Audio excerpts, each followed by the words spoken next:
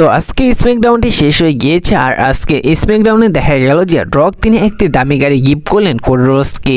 তো আজকে স্ম্যাকডাউনে কী হলো সে সম্পর্কে জেনে নেওয়া যাক, কারণ আজকে স্ম্যাকডাউনটি ছিল এবার এলিমিনেশন চ্যাম্পিয়ন ফেভারিট শেষ স্ম্যাকডাউন। আজকের স্ম্যাকডাউনে শুরুতে আসেন টিফিনি এবং ট্রিস্টেটাস। তারা এসব প্রমোকাট করতে থাকে তাদের এলিমিনেশন চ্যাম্পিয়ন ফেভারিট যে ট্যাগটি ম্যাচটি হতে যাচ্ছে নায়া জ্যাক এবং ক্যান্ডল সিলারের এগেনস্টে সেই সম্পর্কে তারা কথা বলতে থাকি। তারপর সে জায়গায় আসেন চেলসি গ্রিন এবং পাইপার। তারা এসে কল আউট করতে থাকেন টিফিনিকে এবং ট্রিস্টেটাসকে। পরবর্তীতে দেখা যায় যে টিফিনির সাথে চেলসি গ্রিনের মধ্যে একটি সিঙ্গেল ম্যাচ অনুষ্ঠিত হয়।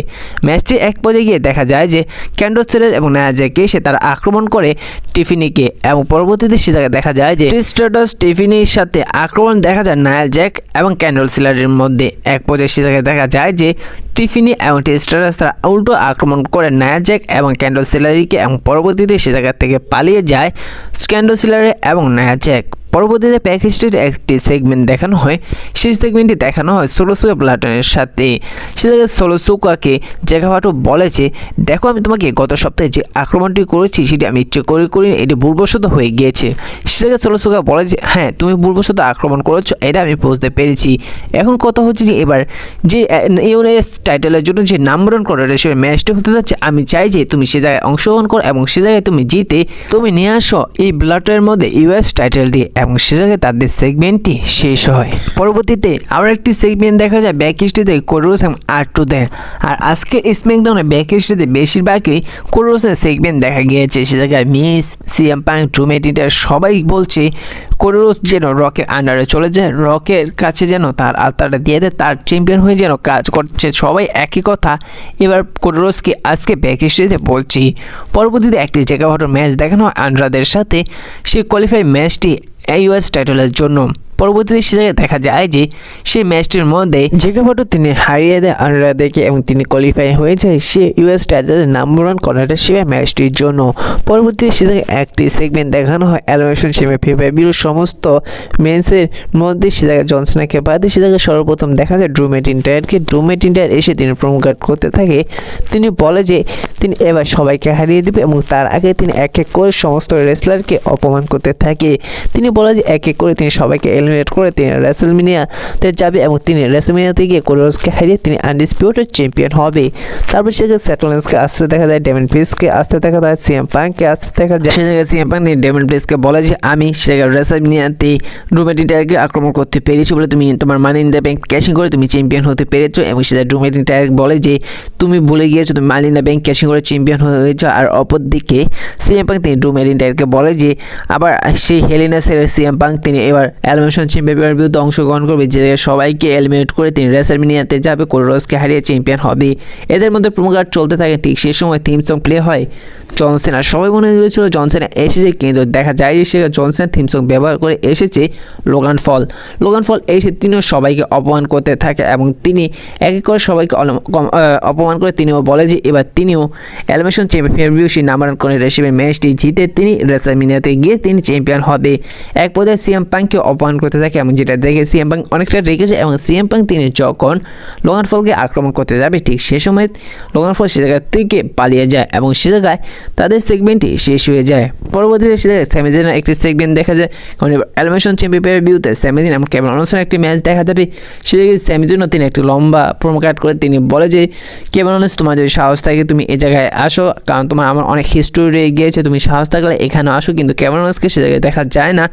সে জায়গায় কেভিন ওয়ার্নকে দেখা যায় যে জায়গায় এলিমিনেশন চ্যাম্পিয়ন বিউটি হতে যায় সে জায়গায় কেভিন ওয়ার্নকে দেখা যায়।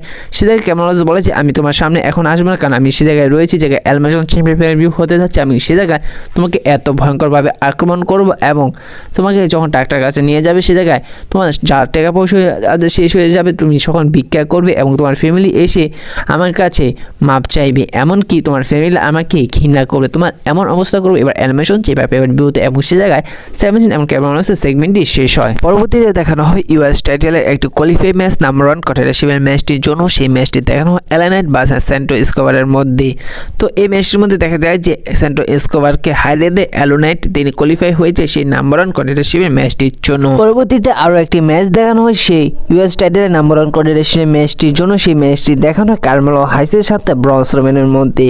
তো ম্যাচটি অনুষ্ঠিত হলো এক পর্যায়ে দেখা যায় যে সোলো সিকোয়া এবং তার টামাটোঙ্গা এসে তার ডিস্ট্রাকশন করার চেষ্টা করে ব্রন স্ট্রোম্যানকে, কিন্তু এক পর্যায়ে যখন তার চেয়ার দিয়ে আক্রমণ করলে উল্টো ব্রন স্ট্রোম্যান সোলো সিকোয়া এবং টামাটোঙ্গাকে চেয়ার দিয়ে আক্রমণ করে সে জায়গা থেকে পালিয়ে দেয় এবং এক পর্যায়ে দেখা যায় যে সেই চেয়ারটি কার্মেলো হাইসের সাথে কাছে চলে যায় এবং কার্মেলো হাইস সেই চেয়ারটি রিংয়ের মধ্যে বাড়ি দিয়ে ব্রন স্ট্রোম্যানের হাতে দিয়ে দেয় এবং যেটা দেখে রেফারি মনে করে যে তিনি ব্রন স্ট্রোম্যান আক্রমণ করেছে কার্মেলো হাইসকে, যার কারণে এই ম্যাচটি ডিসকুয়ালিফিকেশনের মাধ্যমে শেষ হয়ে যায় এবং সেই ম্যাচটি উইনার হয়ে যায় কার্মেলো হাইস। পরবর্তীতে ব্রন স্ট্রোম্যান তিনি ভয়ঙ্কর আক্রমণ করে টামাটোঙ্গাকে এবং সে জায়গায় তাদের এই ম্যাচটি শেষ হয়। পরবর্তীতে একটি 6 ম্যান ট্যাগ টিম ম্যাচটি দেখানো হয়। সেই ম্যাচটি দেখা যায় ভেলি, Naomi, Priyanka versus Raquel, Liv Morgan এবং রক্সির মধ্যে। তো ম্যাচটির মধ্যে দেখা যায় যে ম্যাচটির মধ্যে যখন রক্সি তিনি ম্যাচটিতে ভিক্টরি নিয়ে নেয়, তারপর দেখা যায় যে অ্যালেক্সা ব্লেস এসে তিনি রক্সিকে আক্রমণ করে দেয়। পরবর্তীতে ইউএস টাইটেলের জন্য একটি সেই নাম্বার 1 কন্টেন্ডারশিপের ম্যাচটি দেখানো হয়। সেই ম্যাচটি দেখা যায় জেগাভাটো ভার্সেস এলা নাইট ভার্সেস কার্মেলো হাইসের মধ্যে।